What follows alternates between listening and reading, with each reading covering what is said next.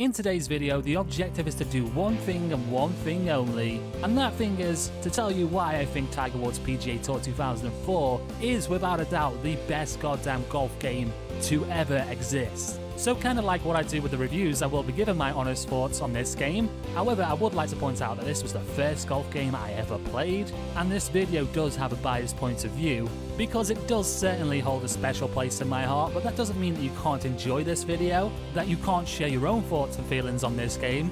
And I always encourage everyone to leave their own thoughts down in the comments. Maybe you've not played this game before and you want to give it a shot because of this video, that's perfectly fine. Maybe you disagree with what I've said, and that's fine too. Everyone is entitled to have an opinion, even if it's wrong. I'm only joking. As I said, it does hold a special place in my heart, this game, and it takes me back to my Nintendo GameCube days. For me, the best console ever created. I just loved everything about it. From the shape of it to its design, the small little CDs that you got, and the absolutely amazing controller that I still think is one of the best controllers ever to be made. For me, it just felt really comfortable. Because the GameCube port was the actual first experience that I had with Tiger Woods, what I wanted to do for this video is I wanted to play the GameCube version. However, that would be a nightmare to try and set up to capture, because I don't have any devices that can actually do that right now. So instead I used the Dolphin emulator. And that is the footage that you are watching now. In order to try and bring back the nostalgia, I also got the Nintendo GameCube to USB. However, it still feels like you're playing the GameCube. And man, did it feel good ripping the ball down the fairway, using that Z button to get the boost, like I would have done in my formative years. Thanks to the ability of being able to scale to 1080p, this game using the Dolphin emulator is actually really bloody nice to look at still. A thing that I actually forgot about and how flushed out and well done it actually was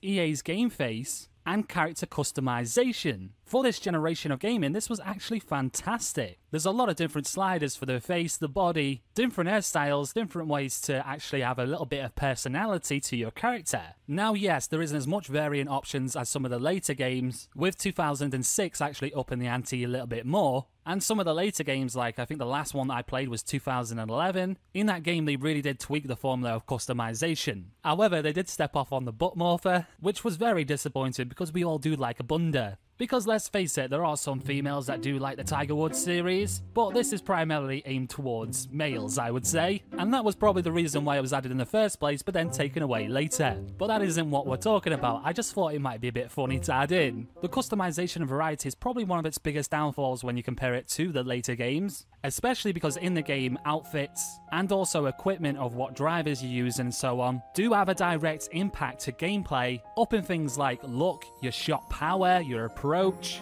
your driving accuracy, your boost, your spin, stuff like that. This meant that there is more combinations to express yourself in the later games, because you might find yourself using some of the same things in 2004, especially when it comes to multiple playthroughs, because you know what works and what is the best. So I've talked about some of its downfalls. What for me though makes this the best Tiger Woods game, the best PGA game? First and foremost, the courses are absolutely amazing. There's a mix between some dream courses, some fantasy courses, as well as real world locations. In fact, there's even a course on there that is a stone throw away from me, and it's amazing having it in the game and knowing the real world location and knowing it IRL. I don't think it was ever included after that. Well, I never came across it again. There's also some awesome Easter eggs within this game. You can spot Bigfoot and you can hear the sounds of the Loch Ness Monster. I also definitely believe that the gameplay was a lot better than the ones that came afterwards. Now granted, 2005 did pick up the slack a little when it comes to the caddy tips, which was the way of doing it back then. Because in 2004, the caddy will give you the wrong tip on a putt, and it does it at the crucial moments too. This is also where the skill gap in the game comes into play, because as you play it more, you will notice if you're getting false tips. Another thing that actually makes this a little bit harder than 2005 is that the game and dimensions of the world and what you're getting in terms of tips don't actually add up. The scaling is totally off. Because for instance, say if you're 10 feet away from the hole and then you've got to do 5 short, if you move the marker right between you and the hole, then that doesn't count as 5 foot. Now granted, on some maps it actually does, but it does seem to be slightly different for each of the courses, and getting the hang of that is something as well that is a bit of a learning curve. This means that the putting system in the later games is a lot more reliable, and luck becomes less of a factor once you get to know the game mechanics. However, I would say this is quite accurate to real life, because, well, golf is a game of luck. Obviously, upping your skill increases your chances, but you do also need luck on your side, is what I'm trying to get at. I don't think the pros would ever disagree that having a bit of luck is quite good in the game of golf. And although that might seem like a down point to some, that the game doesn't scale quite perfectly, this only makes it more enjoyable, because you never know. You never know if you're gonna sink a putt that says straight in or not. And being able to spot a caddy mistake and being like, no, not today, you're not fooling me, and to change the way that you play on the fly and actually sink that putt, man, there's just something so fantastic about that. You can completely ignore the caddy tips and actually turn it off and play more like some of the newer games, using the grid in order to read the green. Compared to the later games that do more of a simulation style, that are going for more realism, the gameplay might seem a little bit simple. However, it's its simplicity that actually creates such a great, more fast-moving golf experience. 2004 is more of an arcade style, yes, and it doesn't take itself too serious, but that's what makes the gameplay so good.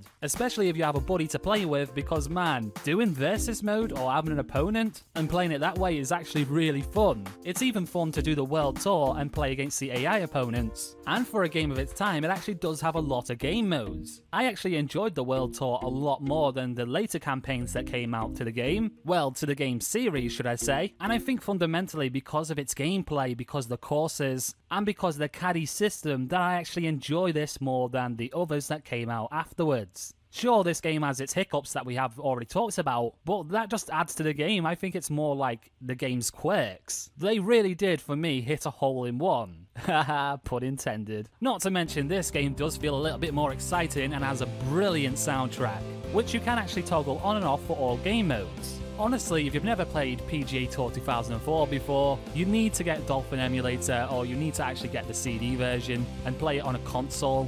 Because man, it is such a great and fun experience, and that is coming from someone that would never play a round of golf in his life when it comes to IRL. Although that would probably make a very funny video if we went out and actually did that. The title would probably be, I broke my back playing golf.